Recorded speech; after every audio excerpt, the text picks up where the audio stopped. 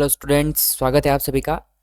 अब तक के हमने जो पिछले वीडियो थे हमारे 8th क्लास की जो धर्मनिरपेक्षता की समझ अध्याय 2 जो हमारा चल रहा था, उसमें अब तक हमने क्या पढ़ लिया कि भारत में जो धर्मनिरपेक्षता का जो संचालन होता है, उस संचालन के कौन कौन से तरीके होते हैं, कौन कौन से नीतियां हैं, कौन कौन सी नीतियों के तहत भारतीय राज्य जो है वो धर्मनिरपेक्षता को संचालित करता है, धर्मनिरपेक्षता को बनाए रखता है। उसमें हमने एक तो ये पढ़ा कि राज्य जो होता है वो खुद को धर्म से दूर रखता है। फिर हमने हस्तक्षेप की नीति और अहस्तक्षेप की नीतियाँ हैं, उनके बारे में हमने विस्तार में चर्चा की।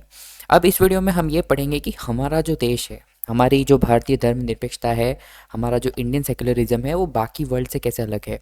अब ऐसा तो है नहीं कि हमारा जो धर्मनिरपेक्षता है, हमारी जो धर्मनिरपेक्षता है वो बाकी देशों से अलग है, तो उसमें कुछ अलग से सजावट की गई है या कुछ ऐसा अजूबा दिखाया गया। नहीं, ऐसा कुछ नहीं है।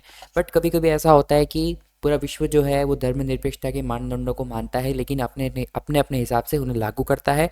उनके जो संचालन होता है, उनकी जो प्रैक्टिसेस होती हैं, वो अपने अपने हिसाब से होती हैं। तो जो भारतीय धर्मनिरपेक्षता का जो अभ्यास है, जो भारत में जो धर्मनिरपेक्षता लगाई जाती है, भारत में धर्मनिरपेक्षता के जिस तरह से कानून हैं और विश्व में अलग अलग देशों में अलग अलग तरह से धर्मनिरपेक्षता को अपनाया जाता है, चलाया जाता है। तो बाकी देशों में धर्मनिरपेक्षता कैसे चलती है और भारत में हमारे धर्मनिरपेक्षता कैसे चलती है, कैसे इसे रेगुलेट किया जाता है, कैसे इनकी प्रैक्टिस की जाती है, इसके बारे में हम यहाँ पे एक छोटा सा डिफरेंस पढ़ेंगे और उस डिफरेंस के ज़रिए ये जानने का प्रयास करेंगे कि किस तरह से हमारा जो धर्मनिरपेक्षता है, हमारा जो सेक्युलरिज्म है, वो किस तरह से अलग है। तो शुरू करते हैं। स्टार्ट में लिखा हुआ है कि धर्मनिरपेक्षता के उद्देश्यों को वैश्विक रूप से स्वीकार किया जाता है, परंतु फिर भी उनके संचालन में कुछ अंतर पाए जाते हैं। जैसा कि मैंने अभी आपको बताया कि होता तो धर्मनिरपेक्षता का मतलब तो एक ही होता है कि धर्म और राज्य को अलग रखना, लेकिन फिर भी अलग अलग देशों में जो नियम कानून बनाए गए हैं उनमें थोड़ा थोड़ा फ़र्क दिख जाता है। कहीं ना कहीं उनके कानूनों में कुछ फ़र्क होता है।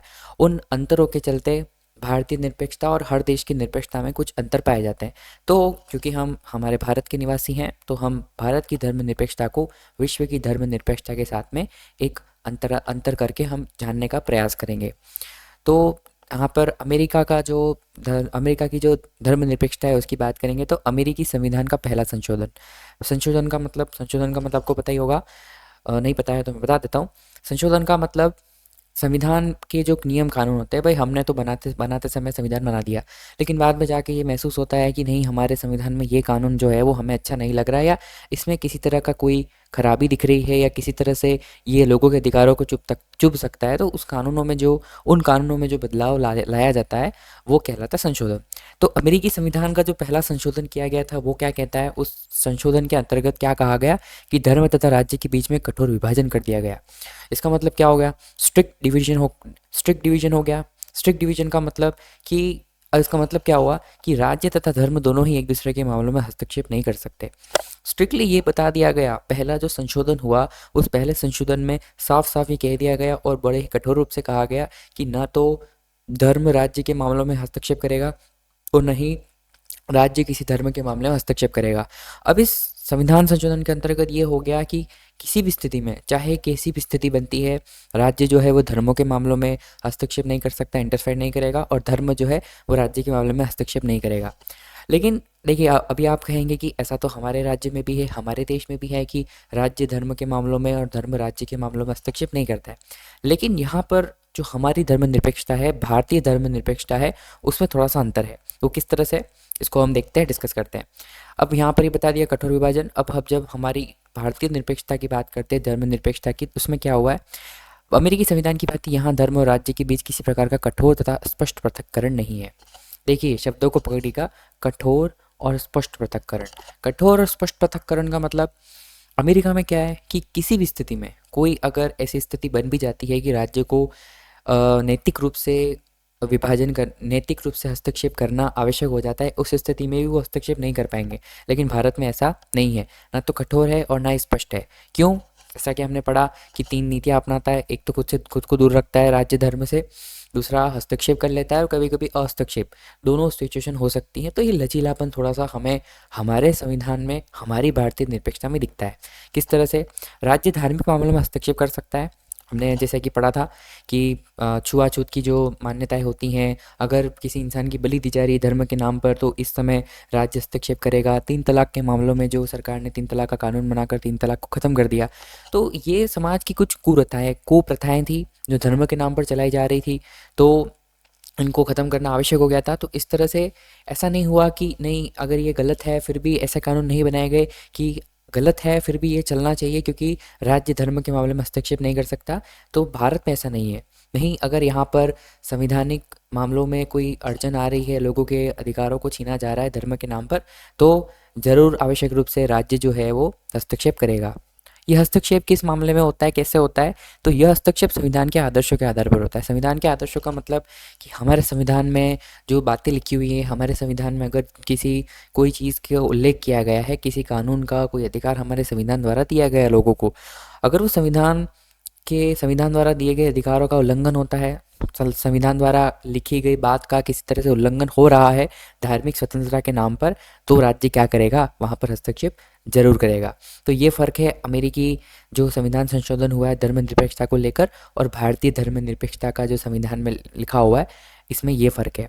एक और फ़र्क देखते हैं यहाँ पर। अब फ्रांस का जो एक कानून है उसकी तुलना में हम हमारे धर्मनिरपेक्षता का एक अंतर देखेंगे कि एक इंसिडेंट हुआ फ्रांस में। एक घटना होती है, क्या होता है 2004 में, फरवरी 2004, फ्रांस में कानून के तहत ये प्रावधान किया गया कि कोई भी विद्यार्थी धार्मिक अथवा राजनीतिक चिन्हों या प्रतीकों को धारण कर स्कूल में नहीं आएगा। इसका मतलब क्या हुआ? कोई भी बच्चा अपने धर्म अपने धर्म से संबंधित किसी भी प्रकार का कोई भी ऐसा चिन्ह लेकर या पहनकर स्कूल में क्या कर सकता है? विद्यालय में प्रवेश नहीं कर सकता है। ऐसा कानून बना दिया गया। जैसे कि वहाँ पे जो शरणार्थी जो होते थे, जो पहले के शरणार्थी थे, अब वहाँ के निवासी बन गए थे, तो लड़कियाँ क्या होती थी, वो हिजाब पहनकर आती थी। किसी तरह से उनके जो क्रिश्चियन जो होते थे, ईसाई धर्म के जो लोग बच्चे होते थे, वो जो क्रॉस का निशान आता है वैसा कुछ पहन कर प्रवेश करते थे। तो उस तरह से 2004 में कानून बनाकर इन सभी प्रकार के जो धार्मिक चिन्हों हैं और राजनीतिक जो चिन्ह हैं उनको प्रतिबंध लगा दिया गया। तो इस तरह से क्या हुआ? क्या वहाँ के लोग अपनी स्वतंत्रता, अपनी धार्मिक स्वतंत्रता को जी पाएंगे अच्छे से?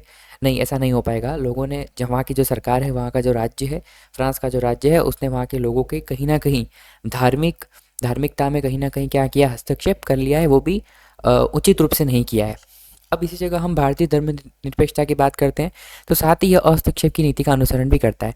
तो अगर हम भारतीय धर्मनिरपेक्षता की बात करते हैं तो ऐसा नहीं होता है, कहीं कहीं पे हस्तक्षेप भी करता है। फ्रांस की बात ही ऐसा नहीं होता है कि जहाँ मर्जी हो वहाँ पर कानून बना दिए, जहाँ पर आवश्यक नहीं है वहाँ पर भी कानून बनाकर लोगों की जो धार्मिक स्वतंत्रता है उसको छीन लिया गया। तो ऐसा नहीं होता है भारत में।